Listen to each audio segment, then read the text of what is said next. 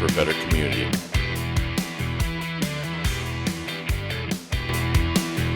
Hey there, ladies and gentlemen. Welcome back to another episode of Blue Grit Radio. This is your host, Eric, and today's episode is featuring a guest who I've known for many years, actually the majority of my career. And his name, without further ado, is retired Sergeant Joe Gagner, and I may add, current City Court Marshal Joe Gagner. Now, Joe is being highlighted, and I'm excited to do so for several reasons. One is focusing directly on his career. He had a very full, very fruitful career, working a bunch of different assignments as an officer, as a sergeant, regional, crowd control, we call it Civil Disturbance Unit, but essentially that unit, and being very much an influential leader in the region for that, right, with training, tactics, development, and continuing that on, especially in the last handful of years, which anyone would reflect are some of the most volatile years that we've experienced in law enforcement. He is one that is being featured because he has this very passionate and positive outlook that I remember through the bulk of my career. And I think it's worth taking a moment and reflecting on those, who we look up to, and not because of what they do, but more how they do it.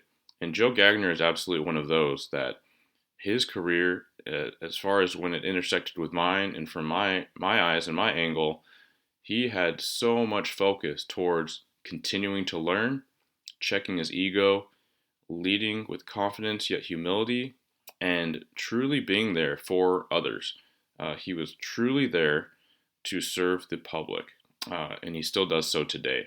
He was truly there to serve his officers, to nurture them, to guide them, make their prerogatives and goals his own. I think it's in the conversation, I do highlight some of the dynamics of me being a coming-of-age officer, right? A coming-of-age leader as a canine officer. And sometimes there was questioning, sometimes there was pushback. And how he demonstrated receiving that, recognizing my stage in my career. He's seen it so many times before, but really it's to be that leader that recognizes that above anything else, you're a mentor and a teacher. And it's certainly helped me reflect on how I want to conduct that, how I want to interact with my officers. And so for all those reasons, to include when we get into the nitty-gritty of testing, he's such a calculated perpetual student. He studied the process, and so he can speak very well from being on both sides of the table how to conduct an interview and an interview response. And so we get into that. We talk about his career. We talk about some big moments, right? We shared a critical incident that resulted in an officer-involved shooting. And to hear what that dynamic was like for him as a supervisor and responding in, essentially from the outside, but then being very much involved in the incident, was very, it's definitely something we've talked about before, but I think it's very valuable to highlight for those who haven't been in that type of scenario, and a lot of the takeaways from that. So someone that I hold in extreme high regard, personally and professionally. I will not belabor it and continue on because we have the conversation that you'll get so much from. And so, without further delay, my conversation with the Joe Gagner. All right, ladies and gents, welcome back to Blue Grit Radio. This is your host, Eric, and today I have my former sergeant, worked for a number of years under this man and under his leadership. But without further ado, Joe Gagner, thanks for being here on the show today. Well, I'm glad to be here. Thank you very much, Eric. Yeah, so I wanted to talk to you about your career, about what brought you into law enforcement, but just for the listeners that don't know you, you've had a very extensive career, and it's still going. You're an officer for a number of years, a sergeant for several units, and then even into semi-retirement, I'll say. You retired, and then now you're a full-time court security officer. So that's is it limited commission? Am I saying that right? It is. It's a limited commission basically between the hours that I work. So from like 8:30 or 8 o'clock in the morning till 4:30 in the afternoon. Awesome. So we will get into that, but yeah, if you could just start us off with what brought you into law enforcement, if it was always something you wanted to do, and what it was like getting started back when. I like to say, I don't know if you remember this, but oftentimes in briefing, when you would talk about when you started law enforcement, I like to chime in that that was the same year in which I was born. Thanks a lot. Yeah, do you remember that, or You was it know, not that upsetting? it wasn't that upsetting. It was Okay, no, good. wasn't that upsetting. You try not to think about those things as you get older, about the fact that, gosh, some of the people that work for you are either younger than your own children, or just like Uh, you said, gosh, they were born the year that you started in police work. So, no, not to worry. And sorry, I forgot. I'll be there. I'll be there before too long. And I have pointed out that some of the new hires, I could technically, like, I'd be a young dad, right? I'd be like a teenage Yeah, dad, but technically, it could be a thing, which right. does make me recognize my age to some extent. It does, but it's something you quickly get over and just kind of move forward and go, you know what? Yeah, it's okay. Um, and what's even more important is as you go along in your career and you start training officers, gosh, someday they might be your boss. So it works both ways. I like that, and I like that. I like when people have the awareness and the humility to recognize that, especially when you see. I've spoken with some of my peers, and I think that I get more excited than others, maybe being a recruiter. But when you bring in someone, you're like, you know what, this is the guy or gal that has the chops to be in charge of this place someday. If they Yeah. keep on the track that they're on with the right drive, and they keep doing the right things that they've done so far in their life, I think that's super exciting to recognize. And as a person or as a training officer, it's really, you better get that too, because like I say, they might be your boss someday. They're going to remember what you did to them. So Yeah, right. it's, And so I think yeah. that speaks to a big type of culture, and leadership culture, and mentorship culture that I think you demonstrated really well for me and so many others. But yeah, sorry, we've been kind of tangenting. But yeah, what brought you into law enforcement? And tell us about that. Yes. It was something that I wanted to do from a really, really early age. I think I go back, the furthest back I can remember is in fifth grade, when we had a hall patrol, and you stood out in the hall with this little vest on and this little white belt, and you made sure nobody ran up and down the hallway. And Mm-hmm. that was my first, that I can first remember that, you know what, when I grow up, I want to be a police person. And so from there, all through high school, I always kind of had that in my sights as this is what I want to do. We had a service club that, kind of helped out at the football games, made sure nobody snuck into the football games. And we didn't have an explorer um, post, or there was nothing heard of at that point. And sorry, it was before the internet. So, I still might remember I wrote I wrote a letter to the Seattle Police Department, said, when I grow up, I want to be a Seattle policeman. Can you please send me your brochure? And they sent me the brochure, and it said, oh gosh, you got to Nice. be 6 feet, before you can get hired. And it's like, oh no, I don't think I'm ever Yeah, going to reach 6 feet. that used to be a real standard that was widely prevalent throughout the nation. It was, and I mean, I was devastated. It's like, oh my God, I better grow, or I better get some tall shoes or something. But yeah, so that started it all through high school, and then as soon as I graduated from high school, I went off to Shoreline Community College, which had a kind of a police science program. Nobody in my family had been to college, and so it was all new. And Mm-hmm. I really didn't have the guidance from my parents except that you were going. And so I remember walking into the counselor and saying, hey, I'm just here to take police classes.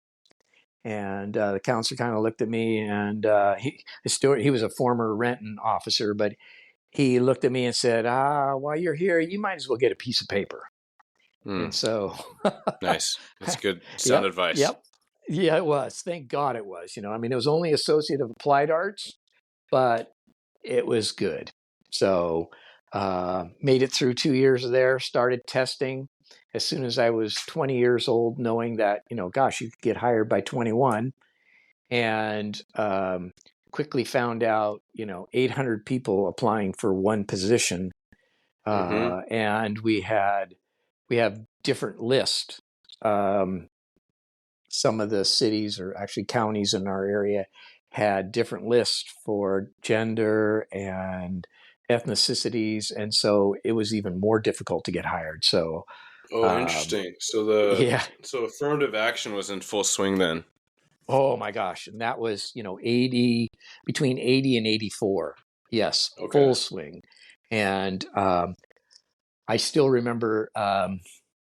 Well, you'll have to tell me if I'm not supposed to say names, but I still remember testing for. Depends. Okay, good. I remember testing for Auburn and having a discussion with Auburn about why I didn't go into the military. Mm, And I said, gosh, I thought it was, important to get a college education. And, I don't know if it's just part of their testing process to see if you got excited or what it was, but they clearly told me that, they wanted to know why I didn't go into the military, why I chose a path of going to college instead. And so it was interesting. kind of an interesting time then. you know, they were kind of getting away from that. We had a lot of Vietnam vets who had come back Hmm. and were now in this police work, and they were going, times were changing in the business, and they were looking for somebody, or looking for a group or generation that was college educated. So Hmm. times are changing. Times are changing. Yeah. Well, that's so So interesting. And just I'll take a moment to help those reflect that, a lot of the listeners are newer officers or soon to be. And so it's a very different climate, right? And you hear these stories of yesteryear where the competitiveness is off the charts, right? You said one position with 800 applicants. And I've definitely heard that even in generations between yours and mine, where it was maybe 100, maybe 200 for one or two spots. Uh, and now it's, your pretty proficient candidates have their choice. It's a buyer's market. they're so lucky. I mean, gosh, I mean, yeah, it's hard for me to imagine. I mean, just because, I mean, it took me 10 different tests, you know, and I had to test for Kent twice. But yeah, again, one position, and in my case, we were lucky we had a cops grant. And so we Hmm. hired, I think there was 4 of us that got hired off the list. But Okay. yeah, 1 in 800, I mean, the odds were terrible. I mean, I took a break. Um, I took a 4-year break and went back to school to get my AA because I just couldn't compete. It was too difficult. So, I mean, I even looked at other alternatives, other jobs, because it's Hmm. like, my dream's not going to happen. It's just, I'm not going to make it. Um, but I got lucky, and Kent hired me. And you know, off to the academy I went, which was the old Glacier High School. Yeah. Where was And that? that is the flight line for uh, SeaTac Airport. Oh, did they And do so, active shooter training there for well, a couple they years? might do that now, or I mean, it's Well, I since think it it's was gone. condemned. Yeah, exactly. Yeah, I'm I, sure it I was. I think I mean, did. I think when I was new, if I'm thinking correctly or remembering correctly, that might have been, yeah, a condemned school where, well, sure, we're going to tear it down, but we can let the cops run around and do some training before we yeah, do that. Don't yeah, mind the yeah. asbestos, but No, no, yeah. yeah, okay. Or the noise, like you say, when every time the airplane flew over, the place shook, and you listen to or you're trying to listen to your instructor. And um and we also talk about, I mean, if you hurt yourself, you were gone. I mean, there was no coming back. Hmm. You basically were released from that department, and you tested all over again. um Right. when we ran the mile, if you didn't make it within, you were gone. I mean, it was, yeah, interesting. interesting times. And I'm not saying they were good times or bad times. It's just that's the way it was back then. So, Yeah. Well, and to rewind a little bit, you said you were lucky, but you tested several times, and me knowing you as through a lot of, well, most of my career and a good portion of yours, is that you're not one that hedges on luck. You're one that analyzes and prepares and throws efforts in towards a goal very specifically. Um, what do you think? What do you think helped you in your process to get picked up? um, maturity, that Mm. was one of them. And then just the simple drive of, um, making sure you exercised and, you ran your mile, you ran, um, I mean, I knew all of the obstacle courses. One of them that I remember distinctly was it was a stepping one where you had to step up and then step down, Mm. and they had a something that people who play the piano, it was kind of it would click back and forth, or I used one of those to give me a beat on how to make sure I got enough steps in within my, Oh, I yeah, don't remember metronome. exactly, metrodome. That, Yeah. and I don't remember, if it was a minute or 5 minutes or 10 minutes, but you know, practicing those things, that was one thing. And the other thing was I was a security officer at the time, so I was able to, when we made an arrest, I was always able to pick the brains of the officers that came in and kind of talk to them, run some of the scenarios that I had been through in the testing process, and kind of go, hey, this was the way I answered it. And they would look at me like, you you need to start thinking like this, or you need to change your Mm. thought process. And because a lot of it, even a lot of it back then, was knowing the process. Once you learn the process and you learn the themes, each department, I mean, they all had the same type of theme. What are you going to do if your partner steals something? What are you going to Uh-huh. do if you get in a fight? Are you going to be able to, so once you learn that, and once you learn to talk, during the Mm-hmm. oral board and actually communicate and get the information out so you get those check boxes, then things got better. So those were, Yeah. it was kind of the tenacity of just staying with it. This is, over my career, I've seen a lot of people that it's a great art form for them. I mean, they're naturals at this type of thing when it comes to oral boards, and the rest of us, we have to kind of break it down into a science of, okay, when you walk in the door, the first thing you do is you introduce yourself to all three of the panel, and you give them a different, um, you know, um, salutation, and Mm-hmm.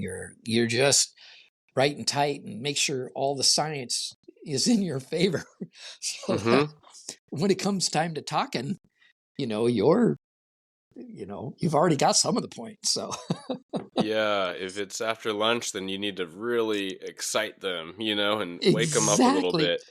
But Oh no, I love gosh. a lot of the ground you covered is huge. What I heard is all these themes tie back into ownership, right? You recognize it might take a bit to get hired, but I'm going to do everything I can, right? I'm going to make sure that my fitness is on point. I'm going to make sure I know the test, and that's the physical test, right? You're literally practicing the cadence at which to move your feet to do the best time and keep your balance. The oral board, like you're studying that, you're picking the brain of officers. I think too frequently, and I don't think it's a generational thing. I think that these people exist in every generation, but I think that there are the people that think that they're checking the box, and so that should be good enough. So where's my job offer, right? So I'm a security Right. guard, and I've tested, and I can do my push-ups. Where's my job? And I'll do that for X amount Correct. of time. But no, you're actually investing the attention. Um, and for those listening in, that thinking about personality tests, you are a green. Is it the Myers Briggs? Is that what it is? I don't know Or that it's Myers Briggs, but I am a green, and that's under the four communication yeah. colors. Um, Mm-hmm. the Myers Briggs, I think, is more the analytical. We analysis through paralysis. And so, Yeah. or did I And get that wrong? so Paralysis. Yeah. Yeah. paralysis by analysis. Through. Yeah. And so Exactly. That's I remember you shared that, and you shared that with me when I was working with you because I have a lot of those tendencies. And so I was actually curious what this interview would pan into because I thought easily this could spiderweb into all these factoids and things, but I think it's great, right? A lot of times we talk about, on this podcast, interview tips and hiring tips, and you've broken down that you can take any test and break it down into the steps, different models, different methods. For me, it's a lot more thematic where I try to encourage people to think about what you want to come off on or come off as by the end of your interview, right? When they meet Joe or they meet candidate D, when you leave the room, what are they left with? And you want to make sure that they can hit on some main things. And if they can, then you've succeeded. exactly. And the big one too is that, is Joe trainable? Mm, That was always a big one that, and I looked at it too, because I sat on the other side of the table too, where, you were an assessor, and it's like, can we train this person? Is she yeah. trainable? I mean, that's Hmm. that's a key, I mean, yes. So you're right about the tangents. Boy, we could speak a whole session on oral boards. I after one of my first sergeant's exams, I had to go back and completely rethink how I took that test, what I did wrong, what I did right, Hmm. and I learned an awful lot about the oral board process, the STAR, just yes. So you're right. Yeah. We could go down that anytime you want. I love talking about oral boards and how to how to better yourself, how to prepare, and yes. So one of Well, my yeah, passions. real quick, Yeah, STAR, let's break that down for the listeners. you bet. Oh, sorry. Yeah, they're acronyms. So, pretty much any scenario question that you ask me, I can break it down into STAR, which is the first one is S, which stands for situation. Well, the situation was that I wanted to be a police officer for ever since I was 5 years old, or in the fifth grade, and blah blah blah blah blah. And then the next one is T. So the tasks. I knew that I needed to go to college, and I needed to, perform well on the test, and then you get to A, which is your actions. And so, I ran a mile every day. I practiced the up and down steps every day. I talked to officers. And then R for results. After 10 tests, Hmm. I finally got hired as a Kent police officer, and moved on. So, yeah, it's pretty much, instead of going out on all these crazy tangents and all these rabbit holes, and where we don't know what we're saying, or you find yourself going, wait a minute, can I go back and re-answer that question on the oral board? No, Hmm. just stick to the STAR.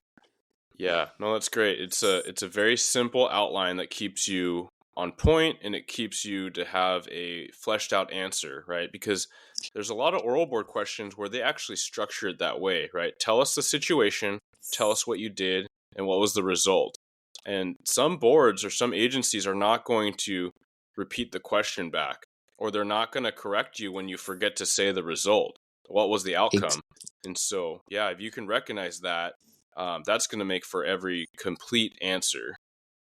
exactly. And those of us that analyze the heck out of these questions, we don't get very emotional about it. We just go down, break it down, and that STAR really helps us for that acronym to get our thoughts in some type of specific order, so we can get that information out. Yeah. You were talking about oral board questions and you did the scenario, right? What if your partner's in a convenience store and steal something? And yeah, it was very much that case where that was very common when I came through and it's been phasing out, but it's still around. So, what are your thoughts on that? Being on both sides of the table, because I have my strong opinions about not situational, but scenario based questions. Yes, I think that I haven't given a lot of thought, but the some thought that I have given to it is that I recognize why we don't need the situationals. I mean, it's been, we'll teach you how to be a police officer, Right. but we can't teach you know the difference between getting upset and popping somebody's tire, and instead saying, "Hey, don't do that." We can't teach those things, and I kind of like, one of our chiefs had a great saying, is it a mistake of the heart or a Mm-hmm. mistake of the brain? And the situational questions don't always, I mean, they don't show us really what how you think, or what's important to you, or what your values are. I mean, we can teach you how to, you know, catch a bad guy, or Mm-hmm. run and jump and do that. But yeah, we you walking into an oral board question and you respond to a burglary and blah blah blah blah blah. What are you going to do? And no, our candidates. I mean, we'll teach them that. So Yeah, I, th- yes. I think yeah, the argument for is, you can generate where someone's values are. But do you really? Because someone should be able to answer a question of how to ethically handle something, but oftentimes there's going to be uh the better answers are the people that might have tested more times and asked a friend or a cop or a new recruit, hey, how would you answer this? Or they look it up, right? So again, I do really prefer oral boards and agencies that look at what are we trying to get, and that's we're trying to learn about this person. So why don't you just ask the person about themselves, what they've done, what kind of things that they do to bring these qualities to the table, and assess fit that way. And you're exactly right, because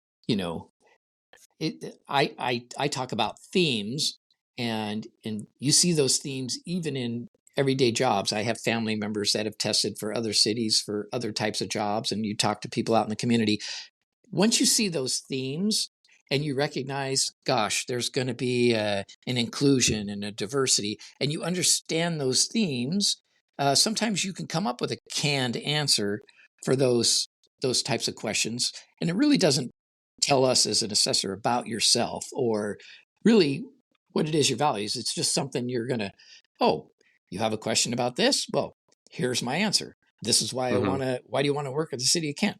Well, gosh, you're the best place, it's sixth largest city in the state, and you have 130 cops. I mean, that doesn't really, I mean, that tells us a little bit. You went out and looked, but does it Mm-hmm. really tell us about yourself as to why, gosh, I was a football or a baseball coach here in the city, and I volunteered my time in this city, and those are the types of things that we want to know. So Yeah. Have it's you heard of it's a oh so I'm gonna propose this, but have you heard of the type of scenarios where there was actually some role playing by the assessors where they mock had a conflict in an argument? And I've even heard of someone that worked for our department went through an oral board, or actually failed this oral board, but they put a fake revolver in the room or next to him, um, and that became part of the thing where they they had one of the assessors like pull a gun on the other assessor and then yelled at the candidate to shoot the guy. And I was hearing this story and I thought he was making it up. Like, there's no way that someone did this, because this cop, um, he did this oral board like 7, 8 years ago. It wasn't even super long ago. But then I actually heard that this agency might still be doing something to this effect, and it just has me boggled as to what the heck are you doing, and how does this show any level of professionalism, or even what I don't even know what you're trying to gauge with a quote unquote exercise like that. Like, I'm sorry. can you even conceive Yeah, that? yes, I experienced that. I mean, Oh, yeah. you bet, we had the person run into the room and start shooting in the air, and, blanks, and run through the room. And um, it wasn't an oral board, but it was part of the testing process. And then you needed to write down, you needed to describe this person, and people are hiding under their desk.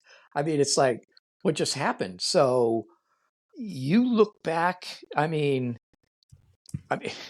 gosh, and the things that assessors did too, you'd walk in the room and your chair, three of the legs hit the ground and the fourth one was bent up. So you sat there and Hmm. rocked in your chair for the entire time. I mean, again, we're just adding stress to the situation. We No, they're want to just know trying how to be entertained. you're It's just exactly right. cheap entertainment, and what are we Yes, doing? and yes, I'm just happy that we've progressed as a profession, and we shouldn't see that. I don't see that or hear about that as much now as before. Much more Yeah, professional. We've come so far in police work, and I know that's another tangent we were going to get into, but gosh, just in the testing process alone, you know, that's again, why didn't you go into the military? You know, well, because I thought it was important to get an education. So, and yeah, it's I don't know what to say. yeah, it's just interesting. It Um, is. okay, so let's talk about a lot of the hats you've worn. There's been so many, but um, officer, as a sergeant, and then the different units that you've been a part of. Sure. Um, so well, I'm going to go back. Gosh, when I first got hired, we were a generalist department, which means that we did not have detectives. And so, as an officer working nights, you would, like these officers tonight, would pick up a homicide, and so you would do everything. You would do your investigation. You would collect the evidence. You would follow up. You would prepare for court. You did everything. You were the officer slash detective slash filing officer. You did everything, and so um, that was the beginning of my career. The other thing that was interesting is that each one of our FTO um, blocks was 3 months long. And so you spent 3 months in block one, 3 months in block two, except on and on and on. So Mm-hmm. after I finally got out on my own, 4 years later, I went into the traffic division. And in the traffic division, I was, I went up through advanced accident accident investigation. And then after about 4 years, I decided that I had learned what I thought I could learn in traffic, all that I could. And so I Mm-hmm. went back to patrol and became a field training officer. And so while I was a field training officer, I was part of the Kent SWAT team for 10 years. And at the time that I was an FTO, so I was an FTO then um, until about 99 when I got promoted to sergeant. And then I continued on as the one of the SWAT supervisors for about a year until we went to the Valley team. And then I transitioned out of that and went to the um, crowd control Mm-hmm. and did crowd control then from about 99 until I retired in 2018. Yeah. And spent most of my time as a supervisor in patrol. And I spent about 18 months as a sergeant in the narcotics division. So I want to say out of my 33 years, except for about 18 months, I was always in a blue suit. Mm-hmm.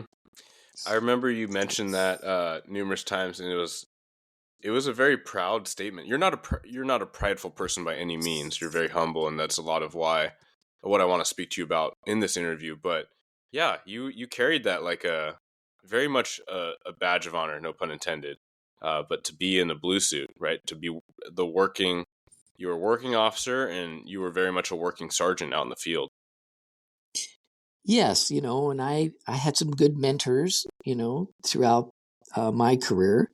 I do know that while I was early on in my career, we needed someone we had transitioned out of the generalists and gone to detectives, and we were getting ready to get an auto theft detective. And so I spent about 3 months as an auto theft detective, and I wore, holes in all my shirts from my gun, rubbing against my shirt. And I said, "This is, I don't want to do this. I'm tired of going home every night trying to think about ways to find people, So yeah, no, I enjoyed the blue suit. It was, yeah, kept me grounded. Yeah, it's funny because I feel like the majority of new cops, all they want to do is get into something that they don't have to wear a normal uniform because it's cool, it's different, right? And plain clothes is certainly a very attractive. I think the majority of cops either want to be SWAT, plain clothes, or like canine, right? Early in their career, and then over time, even if you are in some detective or plain clothes form, it's like, man, it is really nice to just be wearing a normal uniform that you don't have to worry about, that's super durable. You get provided them. You don't have to think about what you're going to wear or get it ruined at work, step in something, right? Or get it ripped on something. I think it's just kind of funny in that way. And it is. And we also things have changed a lot too, but there used to be kind of two paths, I mean, if you wanted the supervisory path, you kind of stayed in the blue suit. If you wanted a detective path, then you stayed detectives and you continued up that for the rest of your career. Mm-hmm. Things are changing a lot, and we're seeing, people coming out of detectives going back to patrol, and patrol going back to detectives, and vice versa. So they are changing it up. So yeah, I think it comes down to individuals, and what, Yeah. do you want to be proactive, or do you want to be after the fact, reactive? Detectives Mm-hmm. react to what's already happened. And I wanted to be in the middle of the chaos. I Mm-hmm. want that chaos. Some of us get into this work because we're chaos junkies. We love the chaos. So Yeah.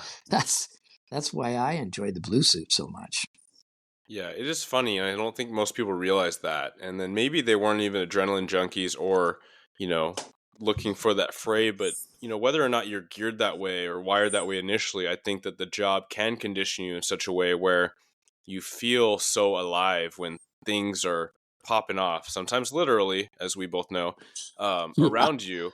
And then, when things are really, it's like Mayday in some ways, and people are at their best and at their worst, and you're there to help navigate through it and try to make the best solution. And sometimes have these crazy, impactful team moments where you get this huge win, and then the endorphin rush, and then the accolades, like within the team, just to recognize you did something super significant.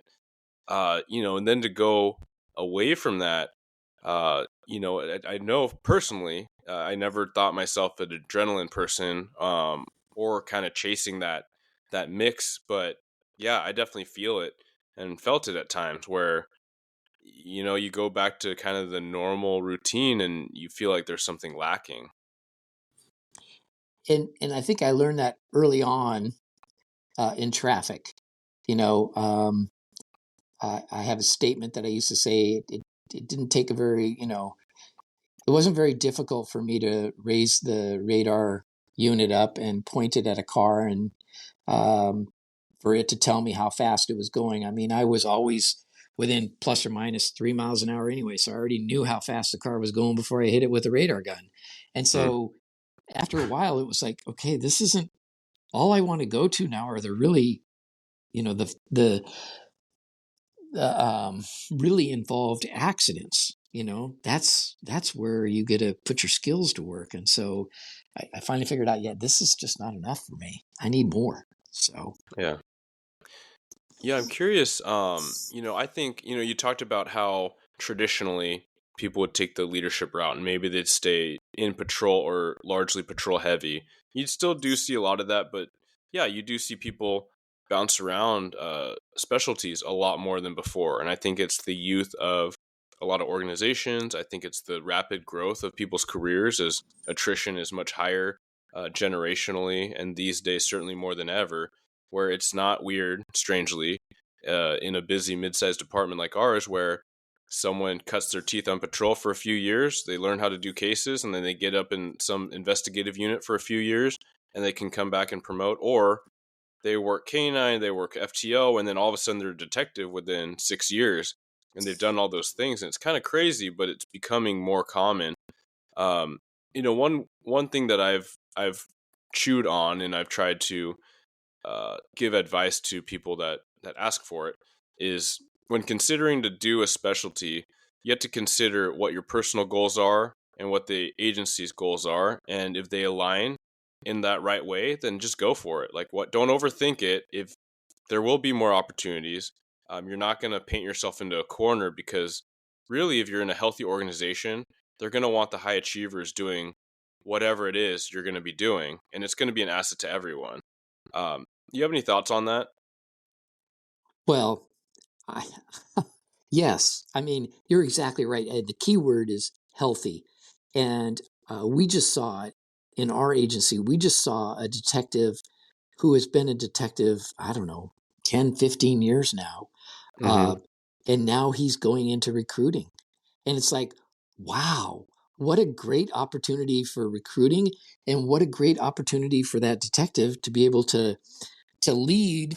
I mean, he has all this knowledge and wisdom and institutional knowledge, all of this information, and now he's going into recruiting. I mean, in many agencies, I think that they would sit there and go, "Wait a minute, we need you to stick around over here for a few more years." But in a healthy, it's like, you know what? Let's let him, take a break. Let's let him grow in another department, Mm-hmm. and maybe I don't like to use the word recharge your batteries, but whatever it is you need to do, and then maybe you'll come back, and maybe you won't. Yeah. That's up to you. But gosh, Yeah, yeah, it's I mean, yeah, I think it just goes with supporting your people, right? And like, yeah, there isn't a, I don't know if you're thinking of the same example, but yeah, there was one who came to recruiting and hiring, doing backgrounds. And then there's another one that just got identified for training, right? Um, and oh, you're so, right. Yes, yes, thank you. Yes. yeah, but like the point is the same. Like, there's one way to think in a fixed mindset of how can we afford to lose some of our top. I mean, when you're working homicide, you're like a top tier investigator, and your work product is, unparalleled, right? And that's me not even working, Correct. so I think it's decently unbiased, but I recognize the talent, and I recognize the toll on the individual and the passion involved. But at the same time, like, is it sustainable to do that, especially if they're ready for a change, especially if they are high performers, high achievers, high work output? They're going to be productive wherever you put them, and the translation to that new work group is going to be huge. And then it allows others from the prior group to grow and be groomed. And so I think that, yeah, in a healthy organization, wouldn't you prefer like an Amazon? And I've heard examples both ways with that company, right? I have friends that work there, but there seems to be good lateral mobility between teams if you just need a change of pace. But if you're a good worker, why not, right? Let's not, restrict you into one little hole. And I think it goes trying to balance like a fixed mindset versus an abundance mindset, where you can recognize there's a lot more growth opportunity if you allow it. And that's something new, um, because that's not what I saw in the past. Mm-hmm. We pretty much pigeonholed you into an area, and you stayed in that area, and you was frowned upon. We invested, we sent you to all these classes, we put all this money into you. Our expectation is you'll stay here. Mm-hmm. Instead, and we started to see it. Like I said, canine, we have one officer that was in canine, and then he moved out of canine and went into another specialty spot, and we're all kind of going, wait a minute, that's not right. Wait, Mm-hmm. that's not how we've always done it. You need to come back to patrol, and somebody else needs to get that specialized spot. So again, that wasn't a very healthy mindset back then, but we've grown. We figured it out. Hey, people change. We need the best. We need the high achievers in good positions. So, and succession planning. Oh my gosh, yes. So Yeah, and we you're still have a spot lot to on. learn. Yeah, and I think that every agency is different, and there's certainly some that probably do it better, right? As far as planning, succession training, or planning, and then grooming your next replacement. But that's one thing that I think, to bring it back to you, is I recognize from working with you and alongside you for a number of years is I always perceived that you made it a lot about the individual officer, how you could enhance their career, how you could be an asset and a resource and help guide them. I very much like a mentor and a coach should, right? As a supervisor, where we come from a generation where supervisors are more of managers than coaches, and I'm curious what you think helped inform that leadership style for you. Um, Great question. You saw that stall tactic, right? You know, Or I is that just what came naturally? Is that just your temperament? it did come naturally. Yeah, I can't. I mean, it was something that some of the classes that are one of the one of the courses I took, the leadership from your heart, and understanding how important it is that your people are important, and so it was a combination, I think, and that, and also I went through an experience where we, in a matter of a couple months, we lost all of our upper command staff except for, you know, the chief.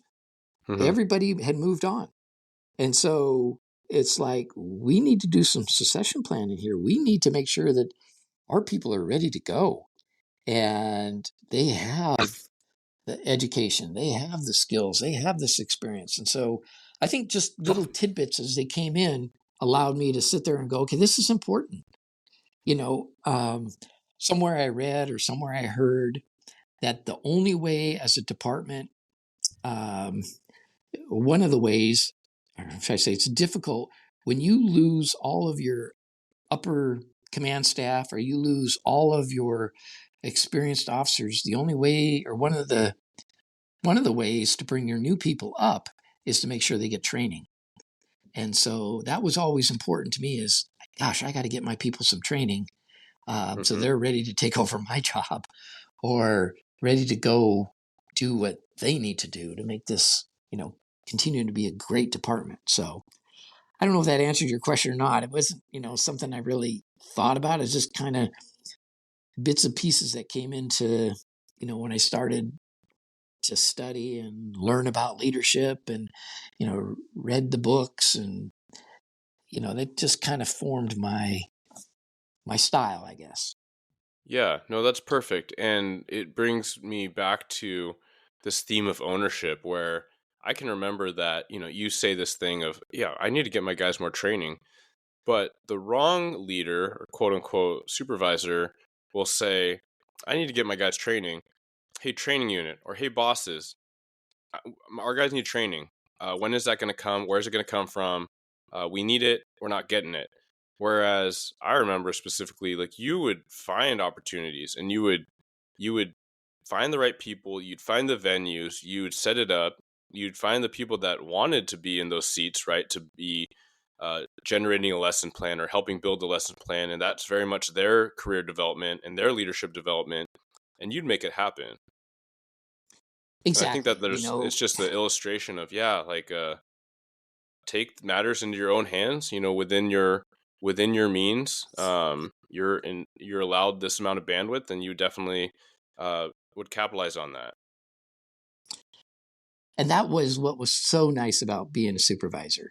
It allowed me the opportunity to do those things, and then you go out and you look for people that can give the training and bring them in. You're right. I mean, why rely on somebody else to do it for you?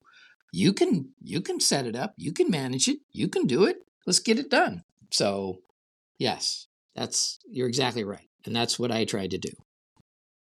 Yeah, I mean, I feel like when I think about your leadership style, it was very coaching, and I'll even say it was paternal, or it felt that way, which I think is so impactful. I remember, well, let me start with this one story. I feel like the first story I'm going to start with was, you're a patrol sergeant. We were working late swings, and I was the eager canine officer. And I think that will, kind of help guide the story and where I'm going. But I remember it was a situation where historically we would be surrounding this guy, and I don't want to misquote the circumstances, um, so I'll just leave it vague. But we were surrounding this guy in the house. He was by himself, and I want to say he was in crisis and making vague threats about shooting, someone, but there was no one specific.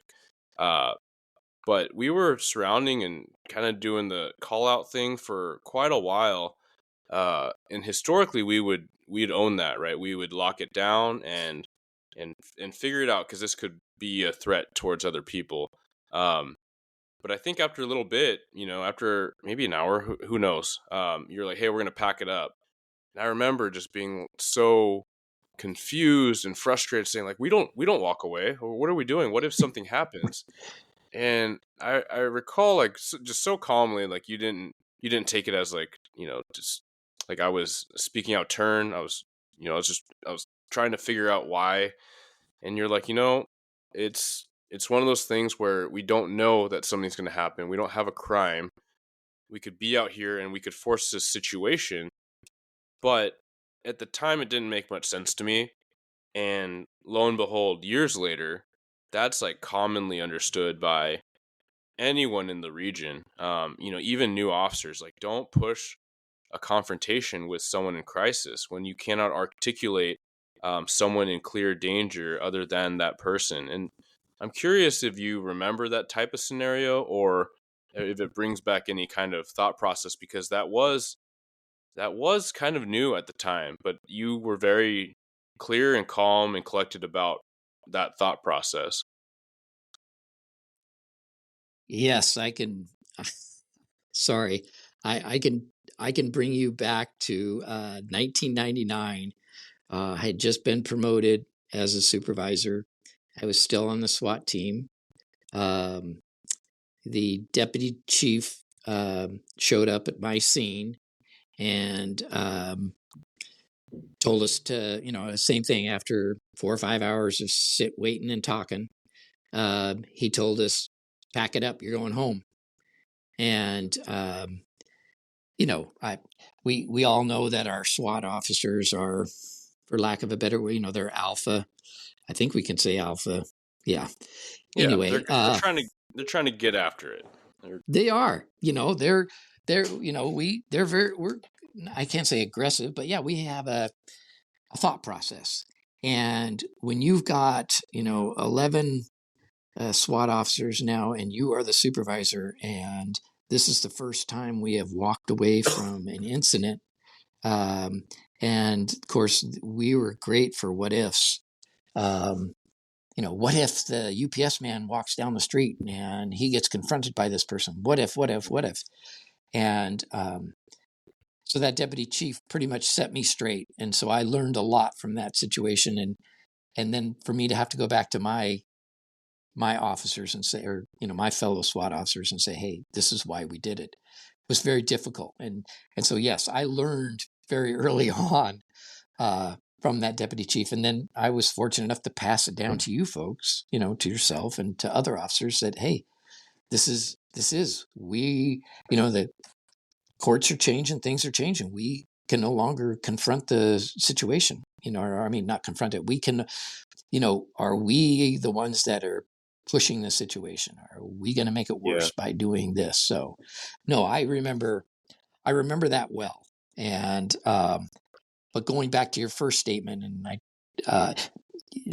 paternal, I always felt like, as a supervisor, um, one of my personal thoughts is that I think some of the best supervisors are people that have children. And I don't mean that people that don't have children don't make good survivors. I just felt that we understand, some parents understand those sacrifices and sometimes how we have to talk to our officers. And I don't mean it that we talk down to our subordinates or people that we supervise, but I felt you guys were all my children, and your people are your most important asset, and you need to take care of them, and you need to make sure that they're taken care of and their families are taken care of.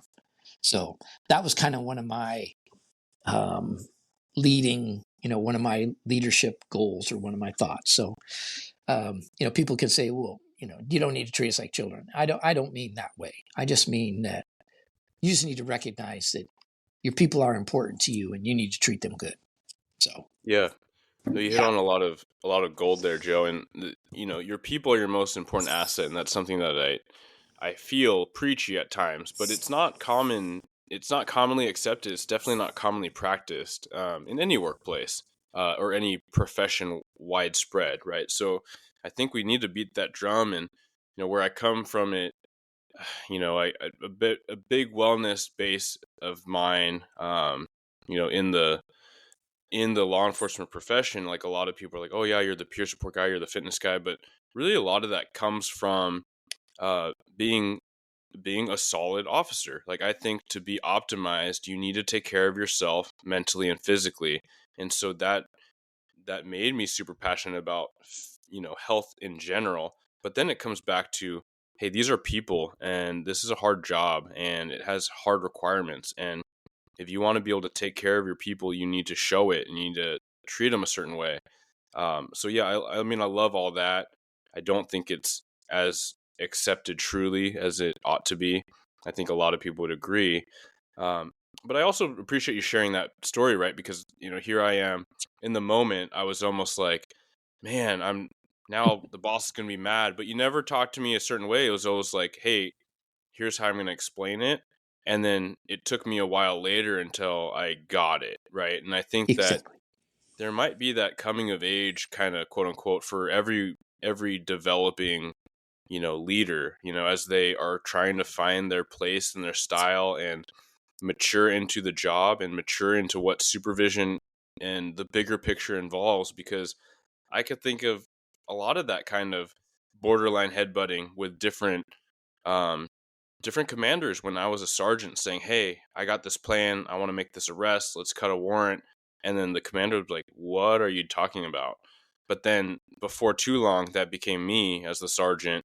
And these, these really, rip and ready officers, like we love their passion, but it's almost like that's their job. It's their job to push and ask the question and then be told the why and be explained in a real world, real time circumstance and hopefully get there, because emotions can be high because the stakes do feel high. I mean, you were dealing with some pretty dangerous people, but it's not oftentimes that clear cut. Exactly. That you're exactly right. I mean, yes, it's like leadership 101, yeah. But we Yeah. have, in some cases, we have lost it or just forgot about it or different things have happened. Um, and I like to say something that when it comes to leadership, and that is that I'm afraid I learned more from my bad supervisors than I learned from my good supervisors. So that's Yeah. that's like you said, when that commander told you, well, what are you thinking? She could have easily come back and said, have you thought about this? Or Mm. what is your thought when this and this happened, to make you recognize that, ooh, I think I need to rethink my strategy here or my plan, because instead of that, are you what's wrong with you? What are you thinking? Why, you know now you're going to come off defensive and you're not going to learn anything. So Hmm. yeah, Yeah. And I think the parenting thing is very true. I think that good parents can help make really good officers. And it's not, and I've heard this phrase, and I think it can be very misguided and misunderstood, but when people say, oh, when you're going out to parent the community, it's like, well, it's not about that. It should be about coaching. It should be about patience and empathy, and certainly the people you work with. I think balanced parents that are intentional and think about what they say and think about how they say it or think about when they say it. Yeah, there's a lot of that um, in communication specifically, but also, as you say, like you are looking out for them. And I know I was a sergeant before I was a dad, but I felt when I was in some of my briefings, and the majority of my officers had less than 3 years on, and most of them were younger than me. I'm looking at them, and it did feel like they're a little bit like their kids, not in this like, um, not in this elitist way, like I'm better than them. No, but like I know No. a lot more about this world than they do, and they are looking to me for guidance. And I know you felt this specifically as you shared before, but yeah, like you fear the worst for your kids, right? And when Yep. you're hearing something evolve on the radio and you're all the way over here and they're all the way over there, and you're going to get there as quick as you can, but you also have to trust in that moment of, I hope everything's going to be okay, and I know that they're set up that everything's going to be okay, but I just need to get there, and I hope to God nothing happens in that time in between. Like that's a real feeling, I think, for your compassionate leaders. It is. Or, gosh, man, I hope I've prepared them for this. Mm-hmm. Mm-hmm. That's how I always look. God, have I done my job? Have I prepared them for the situation? You know, um, because if I'm delayed or if I can't make it there on time, boy, yeah, Yeah, because you can't be everywhere, and I think that you being a parent and now a grandparent that's a lot of what parenting is, right? Like it's setting your kids up the best you can for life, because you won't yes, always be there. exactly, exactly. Well said. Well, a clear example that pops in my mind is a critical incident that we were both a part of. And I mean, I didn't really think about it in this context, but you were at the start of it, essentially, right at the start of it. And then you're right at the end of it, too. Um, Curious if you want to talk about that one. I've talked about my involvement a couple times on different podcasts, but I meant more from the supervisory aspect. Sure. Um, that was, let's see, that was the second to the last one for me. You know, from 1999 to 2018, I was the first supervisor, one of the first supervisors, if the first supervisor on scene on at least 12 officer involved shootings. Wow. And out of that 12, um, two of them I was involved in, and another two, I heard the gunshots. I was that close. Mm-hmm. So that yeah, that gives a little perspective. And when we talk about your incident in particular, you know, it gosh, I still remember I was working that day uh, uh, on overtime, I think and I had almost just come everyone in. was on overtime. Was the weird, It like was that day. kind of goofy, kind of funny in a dark way. Like, why is this should have never happened? Everyone's on over. They shouldn't have. No one should have been here. Right. Yes. Or I'm sure people were upset afterwards or whatever. It was like, wait a minute, I was supposed to be there. And if I would have been there, then blah, blah, blah. But Mm-hmm. um, gosh, yeah, 10:30 in the morning, there was no briefing, 10:30 out of the bullpen at 10:35. And the officer involved, the officer that called it out, one of our other go-getters, you always knew that he was going to be in the middle of something. Mm-hmm. And throughout my career, I'd had at least, well, I'm sure there's several, but, we had, when I first started, we called him Felony Murray. And whenever Officer Murray got on there, it was some type of felony, something was going down. And the same with this officer. So, when you start to float that direction and, I pull into the parking lot to back him up and, I see that, he's kind of in a struggle trying to take somebody into custody, and one guy, squirts out, takes off running, and I take off running after him, and out pulls the gun, and he kind of flags the gun back behind me, and points it at me. It's like, ooh, interesting, okay, and and then off we go, and what? Gosh, that was at 10:30, and then how long were you guys out? Hour and a half, Oh, 2 hours before? we I tracked don't for know. a couple hours. Yeah, so I got called in. We just revisited this. This was 2014, right? Yes. Yeah. Yeah. Yes. So, after 2 hours standing up there, and I mean, waiting and waiting and waiting, and then all of a sudden, the guys come across the area, hey, the dog's, um, not activating, but the dog was Yeah, casting, casting. found his jacket. Yeah, exactly. And so you started getting close.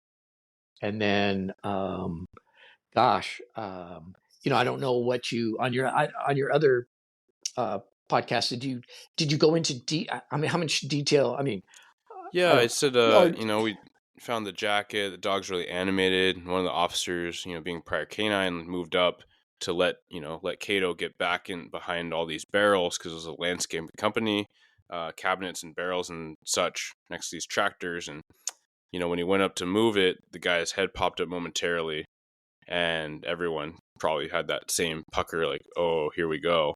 And then he came up actually and produced a handgun, fired at that officer, and then from there it was just all the guys on the inside, the four of us, just kind of opened fire at where we saw him or where we last saw him.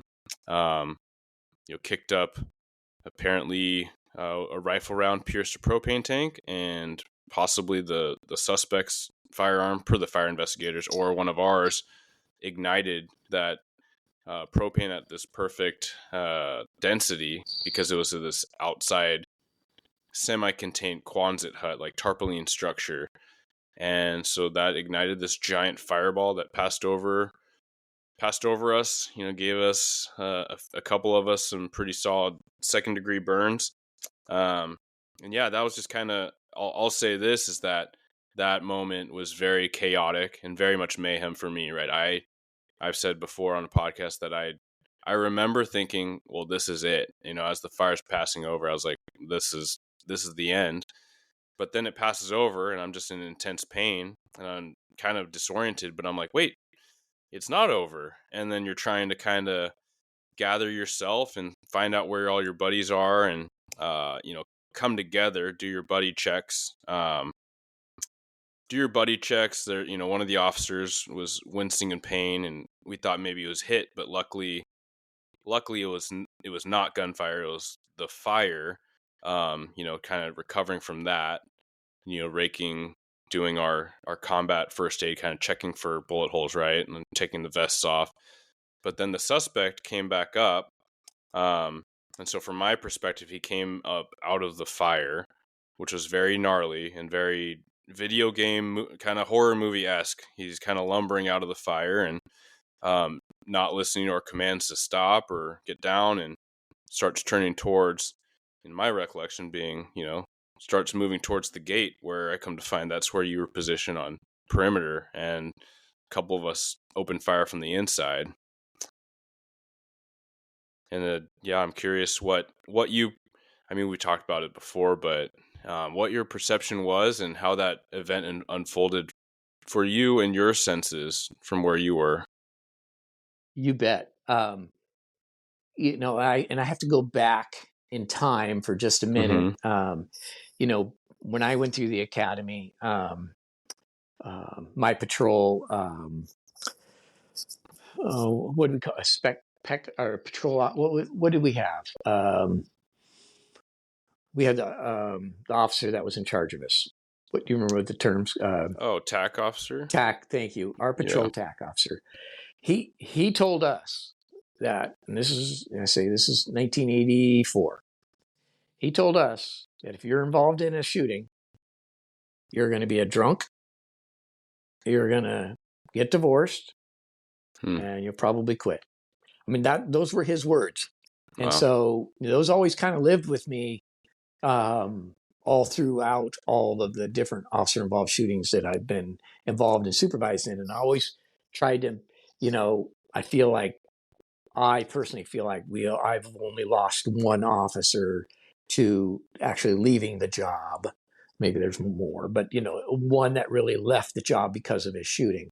But that was always one of my guiding principles, is to make sure we need to take care of our people so that doesn't happen. So I digress for just a minute. But going to your situation, when you I was outside the fenced area.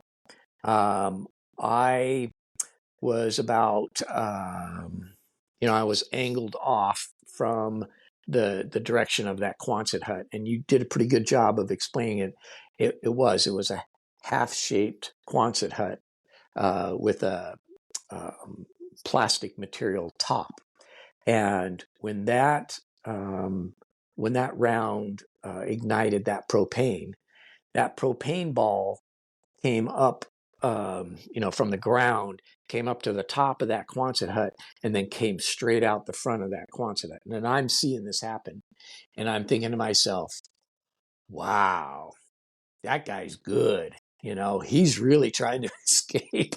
You Mm-hmm. know, that's wow, that's powerful." Like a booby And trap or something, right? Like a exactly, it's trap. just like, how did he think of this? I mean, Mm. you kind of flash back to what you've seen in TV, um, and so when I saw that, I just was like, whoa. And so, and then, like you said, and then so I immediately, grabbed my rifle out of my car and started running. I didn't run very far because all I did was get out of my car. Actually, I drove my car up, slammed on the brakes, got out of my car, exited the vehicle. And about that same incident, the suspect, came into view. And my view, or my portal, if you want to call it, was between a trash can, or between a truck and a trash can. So it was only about, I don't know, 6 to 8 feet, maybe 10 feet wide. And, all through my career, we've heard about the peripheral vision, or how it was going to close down and you're going to lose, not peripheral. Yeah, you'll lose that. And you'll come into that Yeah, tunnel tunnel vision. vision. Yeah. And I always thought, I don't know what you guys are talking about. I mean, I understand the concept, but until you're involved in a shooting, well, at least for me personally, this was my second shooting. My first shooting, same thing. You tunnel in, and so you can see remarkable things happen. But on yours, that tunnel vision came into effect, and everything becomes crystal clear. And I know I fired 5 rounds in the middle in just a few seconds.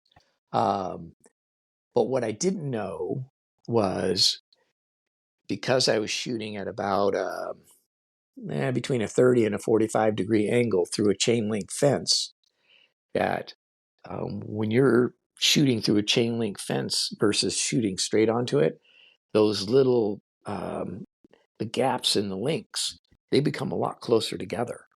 And so a couple of my bullets actually ricocheted off those links and went into the trash can. But the suspect was down, and then it was like, oh my God, I got to get into my boys. Sorry, but my people. Yeah. And No, I remember you saying that phrase, but I yeah, accepted it very, very wholeheartedly. yeah, exactly. And so it's like, okay, we've got this fence, and it's a gate, and the gate's locked, and I'm, you spend a couple seconds, trying to break the lock. Yeah, right. That's not going to happen. And I don't remember if I grabbed him, or I used to always carry a pair of bolt cutters in the back of the car. Mm-hmm. But we got a pair of bolt cutters up to the car. And we unlocked the gate, and it came in, and one of the officers, he was, you could tell. I mean, there's kind of we call it a thousand yard stare, but he stare, and Mm-hmm. he had that going on, and he still had his gun in his hand, and it was like, hey, calmly, we need to put this gun in your holster, and let's, things are going to be all right. That reassuring, and then, oh, wait a minute, this place is still burning, Mm-hmm. and the suspect is down, but we need to pick this suspect up and get him out of here. Mm-hmm. And so I had been to some SWAT training, or been to the up to the CTAC, up to Port of Seattle for some training, and they had some people carriers, and I had managed to get one of those. And I think we had bought some for each one of the cars, but the sergeant's cars. But I was able to get one of those. They call them a people mover. Basically, it's a gurney with a bunch of handles. And we had a student officer there at the time. And I'm sure, he just gotten out of the academy. And this poor guy here we're going into a crime scene, and the sergeant is telling him, "Hey, we need to pick this body up, and we need to move it."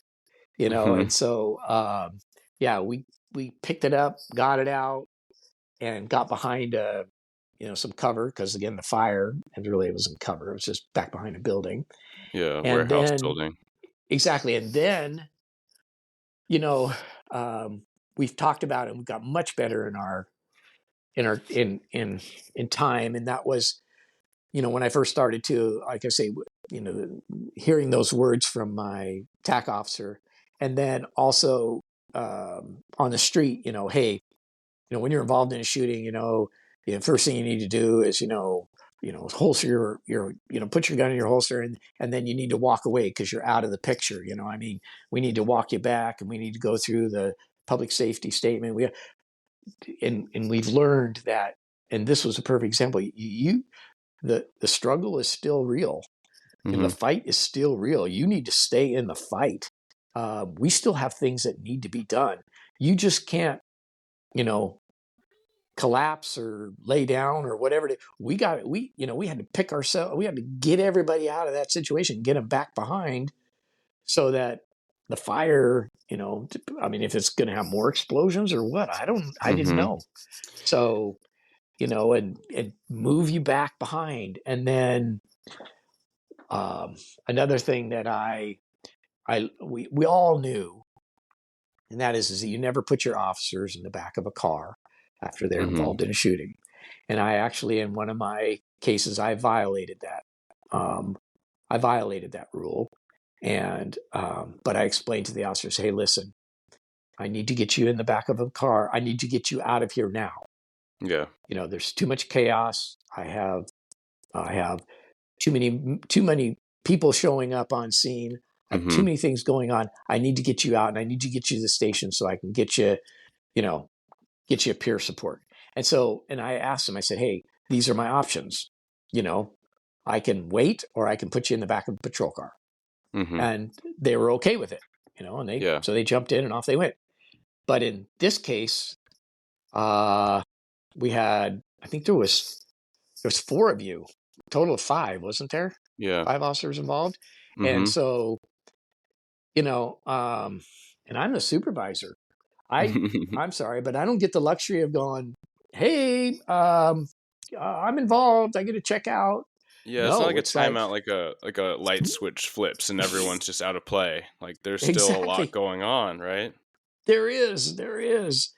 And mine was, okay, how am I going to get my officers out of here? I got to get them out of here and get them down the station. And then the fire truck, the aid car, showed up, and it's like, nice. All the windows are all blacked out. They've all got tint on them. I can put all my officers in that aid car, and I can get them out of here. So I know that they gave you guys some aid first, and then we put you guys in the car, and I'm guessing, but they took you to the station, or they took you somewhere. Yeah, went up to the hospital, for a couple of us. You went straight to the hospital, yeah. And so so it's the rule book kind of gets thrown out, right, when you're doing your sergeant's assessment, or you're reviewing your policy, but sometimes you got to make the tough decision. But I think that you paint that example, and it's really good for a lot of these up and coming leaders, is, hey, like, it's not going to be like an academy scenario. Life throws curveballs at you, and you do the best you can, but you don't just take, this bad or this not ideal situation. Like, you explain it to the officers, right? You give them the option. But I remember the call you're talking about, and that was quickly becoming a hostile crowd, where I think anyone with a little explanation say, hey, I know I don't want to do this, but this is my best option as I see it. What do you think? And those officers are like, yeah, let's go. Right. Like, yeah, exactly. enough of us have been in the back of a car after like a long canine track or something, that, Right. hey, if you explain it like, hey, I know this is literally not textbook, it's the opposite, but Right. that's my option. Yeah. Yep. Yep. And yeah, and also as a supervisor, just knowing that yeah, you're first on scene and you're last on scene.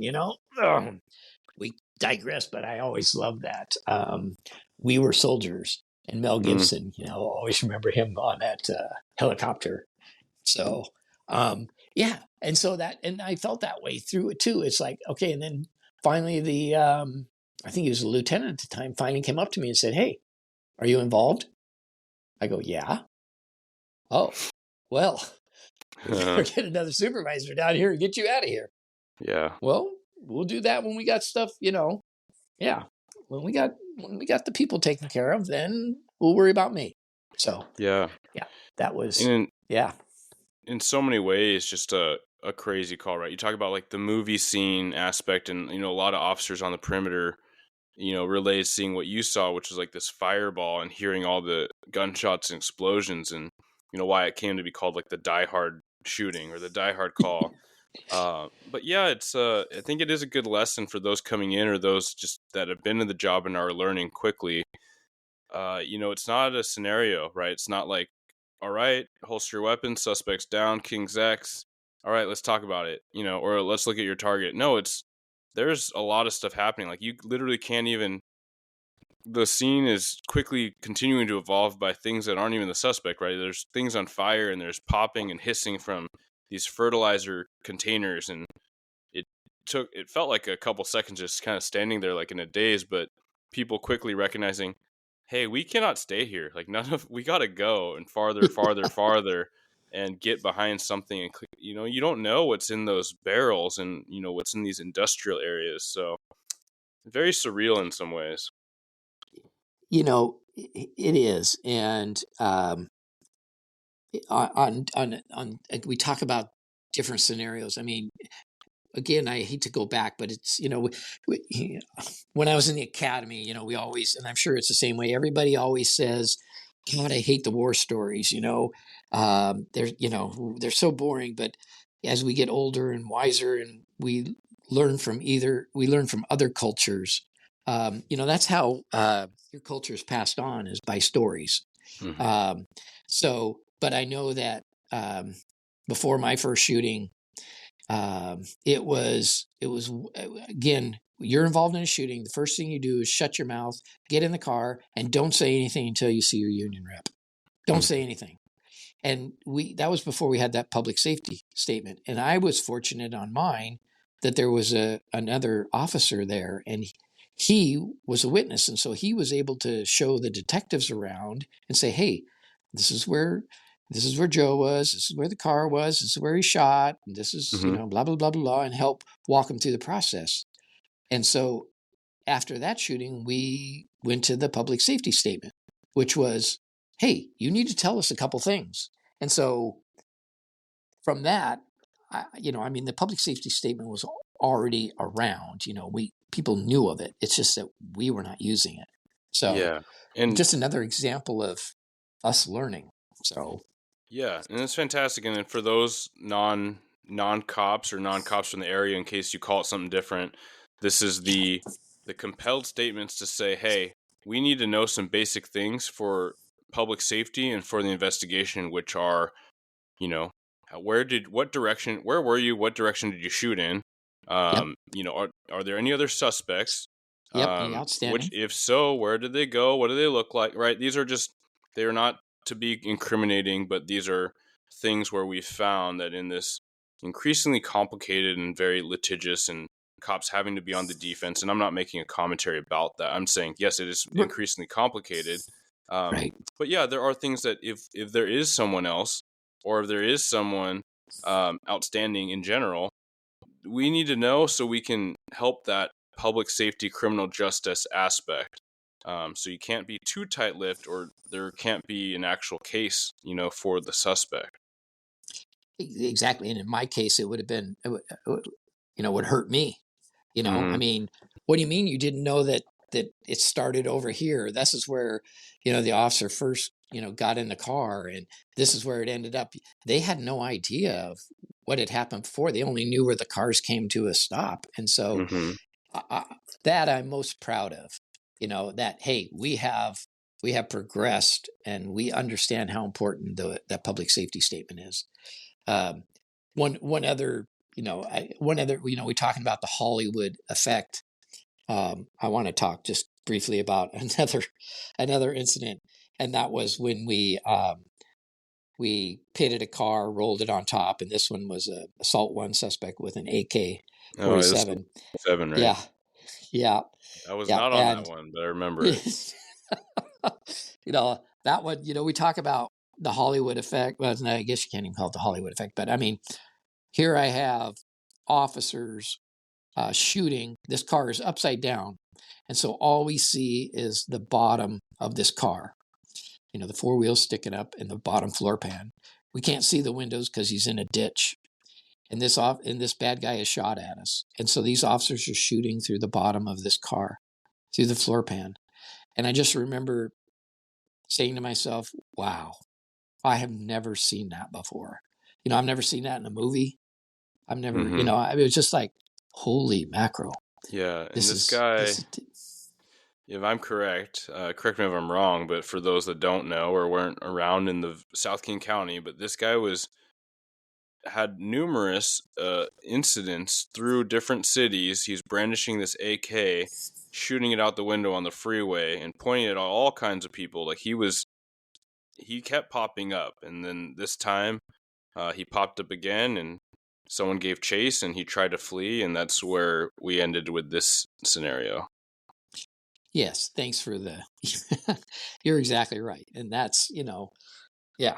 I mean, Yeah, it sounds that's, surreal. Like this is a random, like someone out on a mission, right? And you know, you yes. can't. It's almost too odd. Like you wouldn't make up this story because it's too random. You're like, oh, some random guy's just gonna point an AK at people. Like, where's Yeah, the plot? But no, right. that's what it was. That's right. And how many, I think 2 or 3 other agencies has got in pursuits and then ended or Mm-hmm. whatever it was. Yeah. I mean, so yeah, it was a bad person. And, but I just bring that up, again, as a supervisor, you just, wow. What am I going to do here? Yep. So, Well, I love how you talk about these significant scenarios, and what I wanted, which is exactly what you did, is what in the mind of a supervisor, right? You're looking out, you're managing the scene, you're looking out for your people, but you're keeping your people's welfare and wellness at top of mind. Now, speaking of these critical incidents, I'm going to take it back to what you were taught in academy. So, what is it that you did to make sure that you didn't become a drunk, a divorcee, and quit the job? I was very fortunate. Along came the 90s, and we started our it was kind of a peer support, but we had debriefings, and after every not every after some of the most critical after the more critical incidents that we had, Mm-hmm. we would have a debriefing, and we would bring in a gentleman by the name of Dr. Marr, who is from the Seattle area, and he came in and he would help facilitate these. And it took us a couple years until, we got people like our chaplain now who can come in and help with those debriefings. But at the time, he was the person, and Mm-hmm. so we started those debriefings, and we all sat in a circle. We talked about what we smelled and what we saw, and there's officers there, firemen there, dispatchers there, which was again a little bit out of our. Oh wait, we need to close ranks, not close ranks, but I mean it's only cops. We don't need any civilians here, but that changed, and it was good for us, and so it helped me understand that what I was feeling was maybe not normal, but what I was, others were feeling the same thing that I was feeling, and so it helped me to understand that, yeah, what you're feeling is not, you know, you're you're not you're not in crisis. You're not crazy. You're not, fill in the blank. These are normal responses to what you just saw or what just happened around you. And so when my first shooting came around, I was better prepared mentally. I can't say physically, but I knew physically enough that I needed to get out after the shooting, and I needed to get that. I needed to burn up that adrenaline and get it out of my body, and so that I could try and start to relax. Um, but I also knew from those debriefings that uh, each of us is different. You need to find what grounds you, is what I call it. Um, what do you do after a long week? I like to tinker with my woodworking or metalworking or projects, or Mm-hmm. go out on the boat or whatever it is, or go to the mountains. So when that incident did happen, I had those skills, and I knew what I needed to do to take care of myself. I also had to worry about my family because they were very young, and I worried about what was going to happen to my children in school. I know it's a lot more stressful now because you have people showing up at your house a lot more than back then. But I think that what helped prepare me the most was those basic skills. And I think Kent's done a great job. We have peer support. I had a peer support person immediately on both of my shootings. The first one, went and got me a sandwich, which was Mm-hmm. wonderful. You want to tell your story. You want to tell your story, and you don't want your wife or your loved one to feel, well, again, it's old school. I never told my wife about anything that happened at work. There was work life and there was personal life, and I can't say that that's right or wrong. Whatever works for, I knew that the newer thought is, you should go home and share some of the things, but I didn't. I still don't believe it, but um, I know my wife got a whole barrage of Mm-hmm. information that she wasn't used to Mm-hmm. at the first shooting, and it kind of took her back. Like, whoa, what's going on? How come he's telling me all this information? He's never said anything before. Yeah. And it wasn't until we went to Dr. Marr, and Marr said, "Hey, how does he normally react on stressful situations? Is he acting the same as you've seen him in the past, or is he doing something different?" And she was able to say, no, that's the same. So yeah, I tried to answer your question, Yeah, but no, you hit it, and I think that it's good that at least when I came through academy, they taught these things, right? Talk to someone, trying to remove the stigma of talking to someone, whether it's peer support or a mental health practitioner or your clergy or your family member, right? Like, just talk to someone and don't bottle it up. And so, even though you made in your course, you didn't talk to your wife about a lot of things. With work, you were involved with, you didn't push away like peer support, right? Um, right, and another huge tenet that they taught pretty adamantly, and I believe they still maintain this, and we try to maintain this as a culture, is, you have to be things other than a cop. Like, you have to live outside the blue world. You have to have your friends that aren't cops, keep them, your hobbies, your interests, like, that's self-care, right? Whether that's being out on the water, whether that's woodworking, whether that's working out, like, everyone needs something um, to kind of get you back grounded and make you feel like you. And so, exactly, and I've always observed those. It's good to hear that that's how I perceived it, was that, you were tons of hobbies, lots of, lightness in how you interact with people in and outside of work. And then, I think a piece I'll mention, because it comes up as a frequent question with younger officers, is when I run some of these debriefs, is how do you know how much to share? And I think that it's helpful to talk through that when you are becoming an officer with your partner, your significant other, is just to say, hey, I know my tendency is to unload a lot of my stressors, or I know my tendency is not to talk about any stress, and I know my partner maybe wants to know everything, or maybe my partner doesn't ask. And so I think that can help guide it so it doesn't feel forced. But then just literally talking to your significant other about it can help guide that, when it's not the super stressful stuff, so that when that does come up, you can literally talk about, well, shoot, how should we approach this? And what would help both of us in sharing this? And maybe it's, I've heard a young couple explain they've already talked through how if something happens, the cop says, hey, something happened at work. And then the other knows, okay, I'm going to give some space. I'm going to be ready. And then we're probably going to talk about it tomorrow, after the dust has settled a little bit. But then at least it's not personal. Exactly. And Dr. Gilmartin, that book, Mm-hmm. we were fortunate when he came along too. We talk about the 90s. Yes, he helped. He helped explain that too, and you might have to go back and explain it, but I can't tell you how many times I've been to those Dr. Gilmartin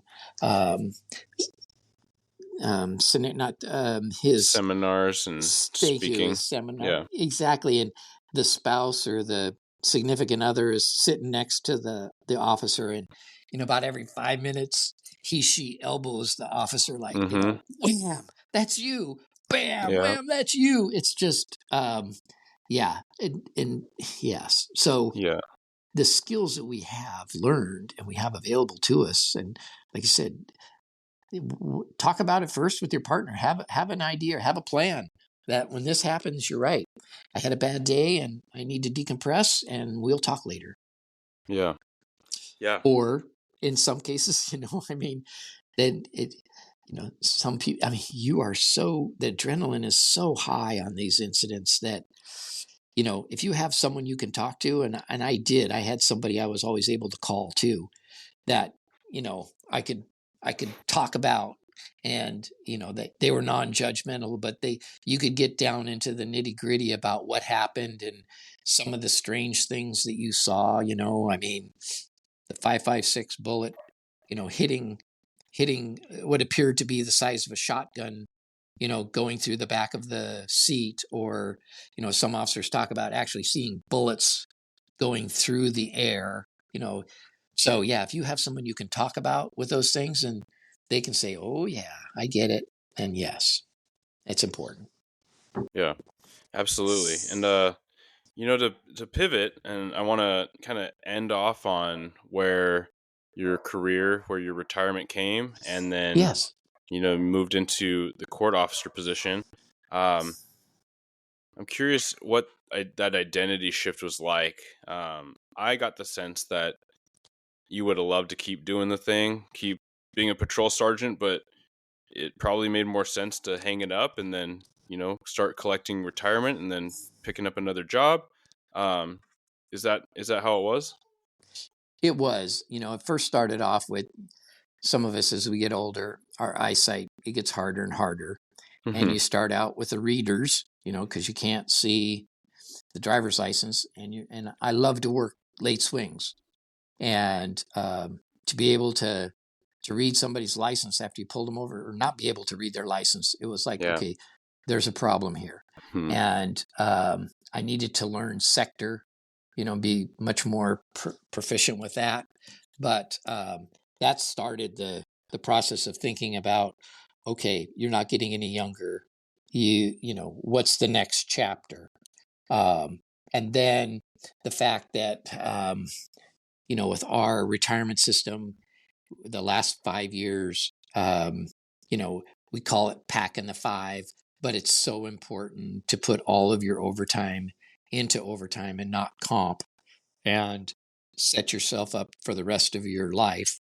So that last 5 years, you push hard to work all the overtime you can. And in my case, just financially, I couldn't work, I was working as much overtime as I could for those 5 years, and it didn't make any more sense to continue to beat myself up and work more and more overtime where I had already reached my high five. I mean, Yeah. it was a point that, okay, I think I was working, one of my days off, that was 10 hours, and I was working at least, you know, 2 5-hour shifts in addition to my 10-hour shift, so yeah, a week. So that just made sense of, okay, I've reached it. Um, and I still tell people, if I was 20 years younger, I'd still want to do the job.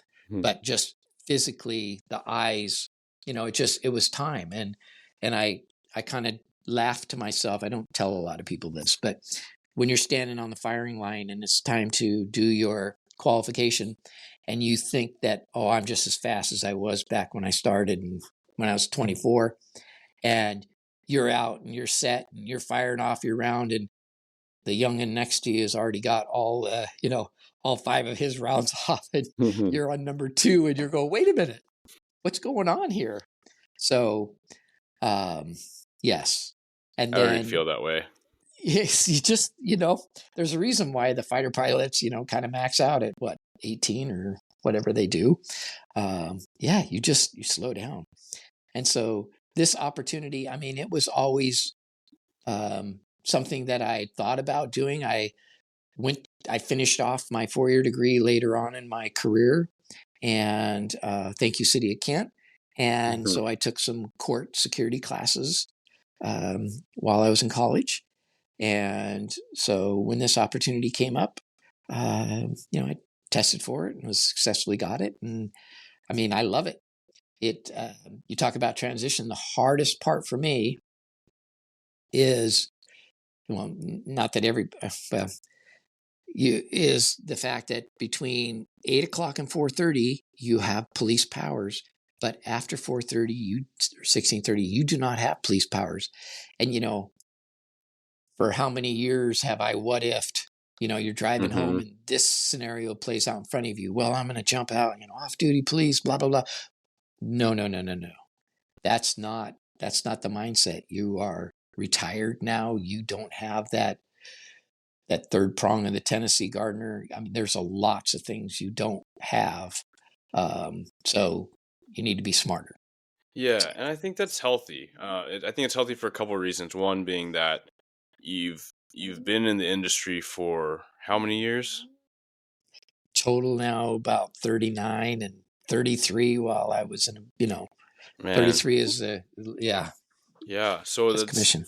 that's a lot of hypervigilance. That's a lot of on duty. That's a lot of kind of vigilant off duty. That's a lot of what ifs, right? And your mind Yeah. playing all the semi stressful acrobats or dreams, like unconsciously, right? Or semi consciously. And then there's also the fact that we're in a day and age more and more, and I mean this was through my whole career, but you see off duty interactions, and a lot of times they can go a very bad way. Um, and so I think that we've been mindful in our generation to, I remember we talked a lot about that in briefings, right? We'd see something in the news or watch a video, and you have blue on blue stuff. You have an off duty officer that might be carrying, but do they have credentials? Like, are they clearly visible? And does a bystander even know they're a cop, or does the suspect now have this claim that they didn't know they were a cop, they thought they were being robbed? All these things that are just part of real life, but I think ultimately, you need to have the mindful conversations when you are an officer, just to know, and your family should know when you're going to be involved and when you're not. And I Exactly. generally think, unless someone's life is in danger, be a good witness, right? Yeah. Yeah. I've And that's so hard. Yeah. I mean, my wife, oh, I mean, for so many years too, she knew that, if a natural disaster or anything, she knew, uh, it was going to start the generator, and I was running out the door and you might not see me for 3 days. Mm. But, so it's hard for them. Oh yeah. It's hard. And I going back to the transition to the thing that I have people that obviously still don't want to go to jail, and they run out the door, and it's Mm-hmm. taken me a long time to not run. I mean, it's Mm-hmm. just instinct. You just chase, and so it's like, no, you need to stop doing that. You need to be smarter. You need to call in the reinforcements, use the radio. So Mm-hmm. yeah, it's been interesting. Yeah. Man, what a wealth of information for those listening in. I greatly appreciate your time, not just the time we've been chatting, but truly your example and your mentorship through the years. And and even topics that we didn't even get into, like crowd control. Oh, Like I was on oh, the team with you for so long, and then your retirement became my ascension to team leader, and that's very much like passing of the torch. I don't know if you realize this, but I inherited your sergeant number uh, until they reassigned me. But yeah, oh. so a lot of things very connected. But yeah, I thank you so much for not just your time with me, but truly your service for the department and for the community. Thank you very much for having me. If I can leave with two things, then Absolutely. yeah, okay. I've always had two sayings when it came to leadership, and the first one is that as a leader, always assume good intent from your people. Never never assume that your employee did something wrong or that they're somehow being um, dishonest or Mm-hmm. whatever it might be. Always assume good intent because there could be a very good reason for what they did and why they did it. Mm-hmm. And the other one is that as a sergeant, never set your employees up to lie. And that is, and a perfect example is, as a supervisor, one of your employees calls out sick, and everybody sees the employee sitting behind home base at the baseball game while you guys are watching it at work, Mm-hmm. and you don't. And the next day, you don't walk up to the employee and say, "Hey, I see you were sick yesterday. Are you feeling better? What's up?" Instead of just saying, "Hey, I understand you called out sick yesterday. We saw you behind home plate. Do you want to explain yourself?" You Mm-hmm. know, do not set them up to lie. So those were two of my, I hate to say, never say nevers, but those were two of my pillars of my leadership that I always tried to think of Yeah. when it came to leading people. So Well, I I could thank have. you for your time. Go ahead. Yeah, I'll end with something else. Is that I could have quoted number one for sure because you said that enough. Well, I remember going to you specifically. It's like you take so many notes from your bosses, like the good ones, the bad ones, and you form your little book of tricks and tips.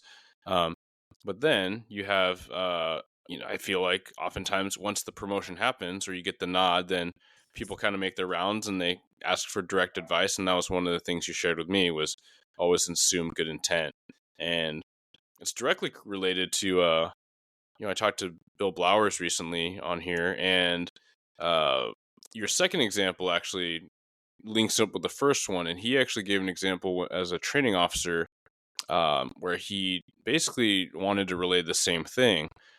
He gave an example of your buddy calling out sick, and the crew is short, and you guys were run ragged, and then you see him the next day, and he's walking around fine. He looks all happy go lucky, and he geared it with a certain way, right? He's like, well, wouldn't that make you mad if you saw him and clearly he wasn't sick? And I was like, yeah, it would make me mad.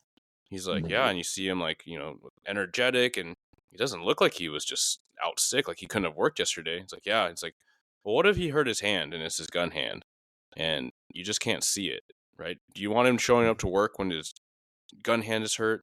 And I was like, oh no. Like, and he was painting an example just to say, hey, like, power down, don't make assumptions. I think that's more relevant than ever, especially as we talk about some of the topics earlier, which is to destigmatize, mental health concerns. and really recognize this is about the long game. And, if you're in this job or a related job, first responder work, you're going to see a whole lot of really crappy situations. And you need to be mindful that if there's stuff at home, if there's stuff affecting you from work, if you don't have a clear, functional brain space, then you might get yourself hurt or someone else. And so just being responsible about that too. Exactly. All right. Well, thank you again, sir. I appreciate Hey, it. thank you. Sorry I talked too much. No, we did a good job. We covered a lot of ground, and it's definitely not too much. So, Perfect. all right. Take care, sir. Until next time. All right. Good night now.